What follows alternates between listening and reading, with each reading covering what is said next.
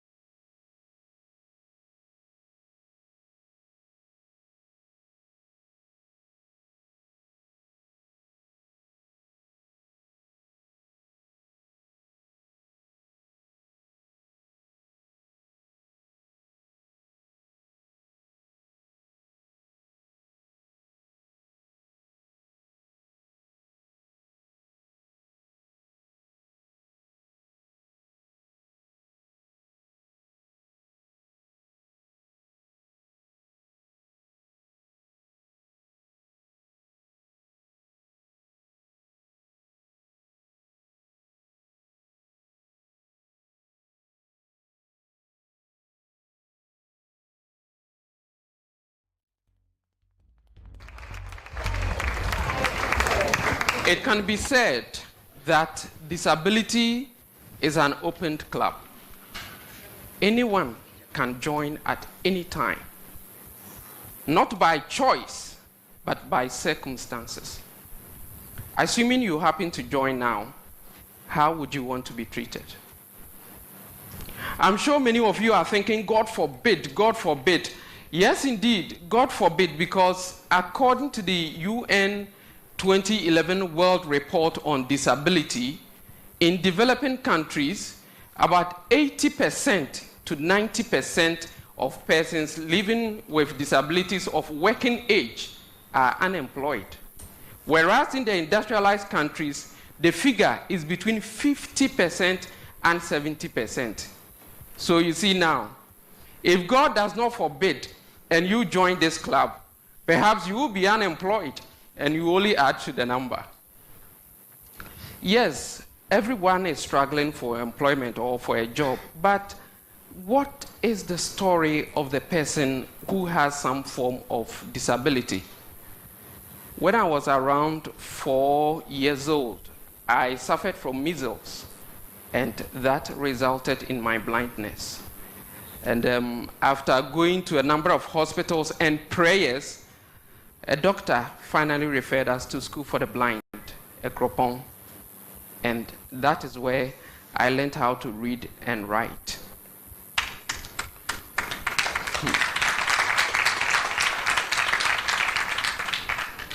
Then I had no prior knowledge of School for the Blind, but what I had in mind was that because I could see a little, I was going to be allowed to get close to the blackboard, or prints will be large enough for me to read. Little did I know that these fingers of mine were going to be my eyes for the rest of my life. You know, every child dreams of what he or she wants to be when he or she grows up. So I'm sure many of you may recall a simple poem that we used to recite. I don't know whether it's a poem or it's a song that we used to recite, that when I grow, I shall be a carpenter, a carpenter, a carpenter, a carpenter, I shall be. I'm sure I've reminded some of you, unless you didn't go to primary school. You see, whilst the non-disabled children are free to say whatever they want to be when they grow up. If you're a visually impaired person, for instance, whilst your lips are saying, when I grow, I shall be a pilot, your mind will be asking you, have you heard a blind man as a pilot before? Why? Do you want to kill yourself and others? So, from the very beginning, the person who is disabled is even limited in his or her dreams as to the kind of job he or she can do, or the kind of career choice. So if you are a hearing impaired person, for instance, you're not dreaming of becoming a broadcaster. If you are visually impaired, perhaps you're not dreaming of becoming a medical doctor, especially in Ghana. Or if you are physically challenged, neither are you dreaming of becoming a driver or something like that. That is why, in spite of my interest in newscasting or journalism, I didn't go to any journalism school after senior secondary school at Okwapmine, but I went straight to the University of Cape Coast to do Bachelor of Education Arts. But what I did was that I never abandoned my dream of becoming a newscaster. When I got to the University of Cape Coast, there were 2 campus stations at a time. And after failing to secure a position at the first one, I got lucky and booked an appointment with the studio manager of the other radio station, which is Radio Valco. And Radio Valco was located on the last floor of a 4-story building. You know, here, most of our buildings do not even have lift. How much more a hall in a university? no lift. But I was at the man's office before he came. And when he saw me at the office, the question he asked me was, "Are you the one looking for me?" I said, "Yes, sir." He said, "If I knew you were the one, I would have asked you to wait for me at downstairs." My dear friends, ladies and gentlemen, this is a man who thinks that he does not want to bother a blind man by letting him climb a flight of staircase, versus a blind man who is determined to work on a radio station located on the last floor of a 4-story building. And this is the story of the disabled. This is a story many persons with disabilities can identify themselves with, because most of the times, employers conclude on what the disabled person can do far before he or she tells the employer what he can do. So instead of asking you whether you can use the computer, they will tell you that, well, we do not have a special computer for you, so we don't think we'll be able to employ you. Or looking at the structure of our building, we do not think that you'll be able to move around here, or you can't report at the right time, so we are sorry we can't employ you. And this is where I hail my current employer, Mr. Ernest Boateng, because when I approached Global Media Alliance to do my national service, he said, "We as a company give equal opportunities to everyone. So we want you to come and do aptitude test. Can you do it?" I said, "Yes, sir." He said, "If you are asked to report at 8, will you be able to come?" I said, "Yes, sir." "Well, now, tell us what you can do." And I said, "This is what I can do." Hello, good afternoon, and warmly welcome to Week in Focus. My name is Paul Anomakodie. Coming up in this hour, National Health Insurance capitation reaches 3 more regions in an attempt by the authority to roll it out nationwide.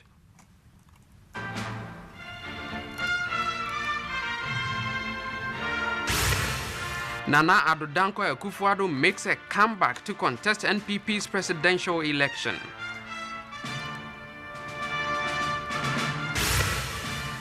In business, domestic airline sector records 14% increase in passenger numbers in 2013.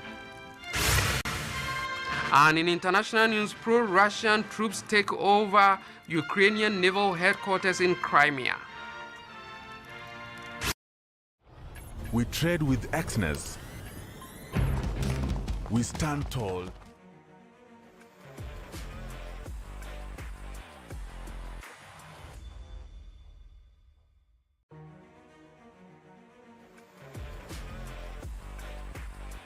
And now the details of their stories. The University of Ghana on Monday extended the time limit given to commercial drivers who ply the campus from 15 to 20 minutes. However, the new time frame has not allayed the concerns of drivers. ETV's Deborah Smalley-Lomote reports. After a turbulent piloting of the capitation program in the Ashanti region, the National Health Insurance Authority has announced the extension of the project nationwide. But ahead of the implementation, ETV News examines the feasibility of the much criticized exercise, which has been fraught with lots of setbacks. In sports, soccer fans on the streets of Accra have expressed their opinion about the approved $9.8 million budget for the Black Stars ahead of the upcoming World Cup in Brazil. Thank you very much for joining me. My name is Paul Anomakodie. Enjoy the rest of your weekend.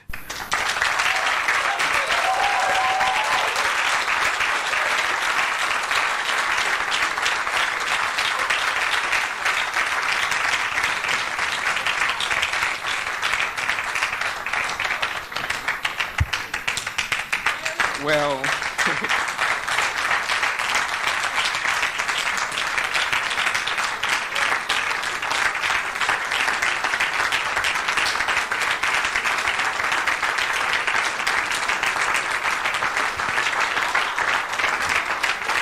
all right. Thank you very much. But I think that if opportunities are given to others, some could even do better than this. But I think that if unemployment among persons with disabilities will reduce drastically, there are certain fundamental issues that need to be tackled first. First of all, I think there should be massive awareness creation and sensitization of disability issues to correct certain wrong perceptions people have concerning persons with disabilities. In our part of the world, Africa, and for that matter, Ghana, many even see disability as a curse or even the work of the devil. So it was not surprising that apart from the number of hospitals my parents took me, we also attended a number of prayers as well. I remember during one of those prayers, the pastor was saying that when the Holy Spirit comes on you, you are going to fall down. So do not worry about the new clothes that you are wearing. Then, before he could even finish, the crowd moved back and pushed me down.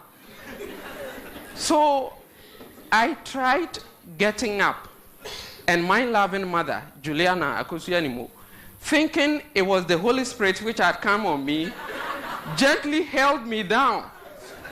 But I knew it was someone who had pushed me down.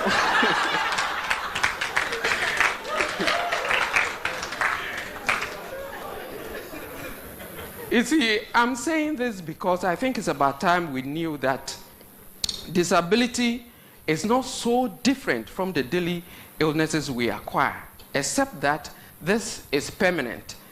There is therefore the need for us to get rid of the numerous weird stories associated with the condition, so that if you have an employer who thinks that meeting a disabled person first thing in the morning is a sign of bad luck, there's no way such an employer will employ a person with disability.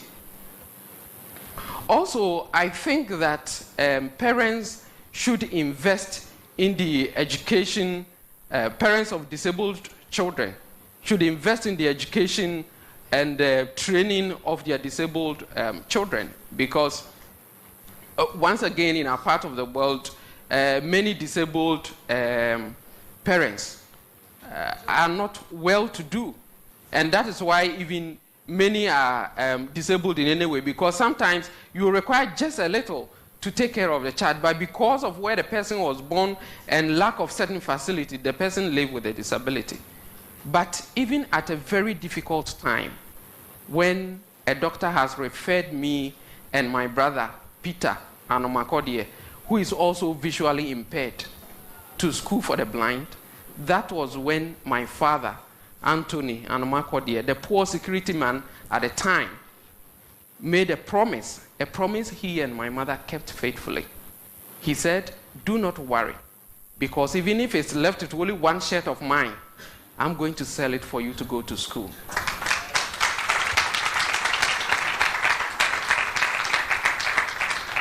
So if parents of disabled children will be so passionate of giving their disabled children the best education and the necessary training required for the job market, I do not think that unemployment will be as high as it is now among persons with disabilities. Another thing that is dear to my heart is the availability of assistive devices. In the developed countries, disabled persons are able to live independent lives and also work efficiently due to technology. So why can't businessmen and women in Africa, and in Ghana in particular, go into the manufacturing and production of assistive devices, or even the development of disabled-friendly softwares to assist persons with disabilities? If they do, they will not only help persons with disabilities live independent lives and work efficiently, they would also be making money for themselves and for this nation.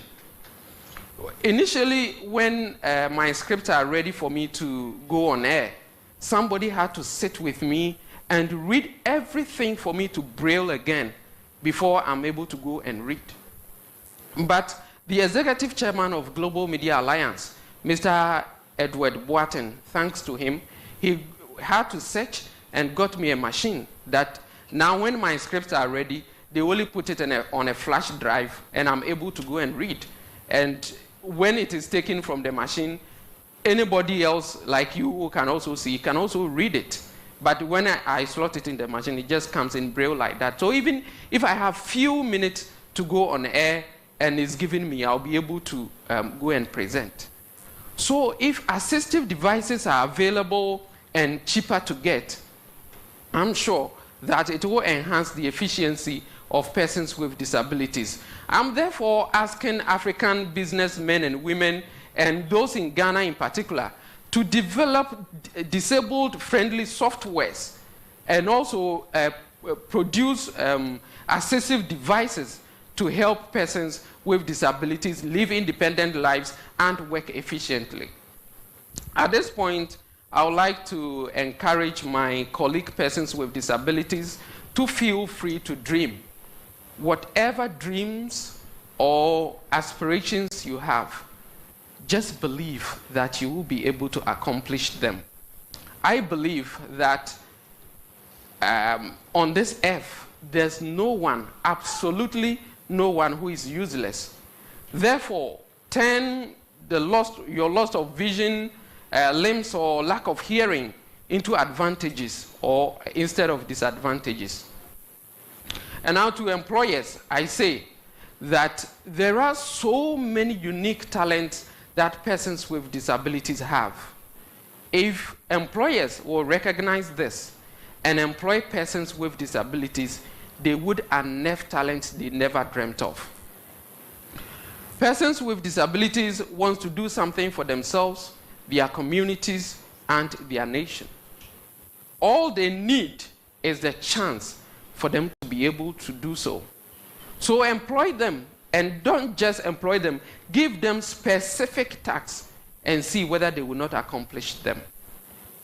There is this Chinese proverb that I'm sure many of you may be familiar with that says, give a man a fish and you feed him for a day. Teach a man to fish and you feed him for a lifetime. So please, at least remember this, that anytime any person with disability approaches you for a job, just remember that he or she wants you to teach him or her to fish and not to give him or her fish. Would you please remember? Yes. Okay, thank you very much.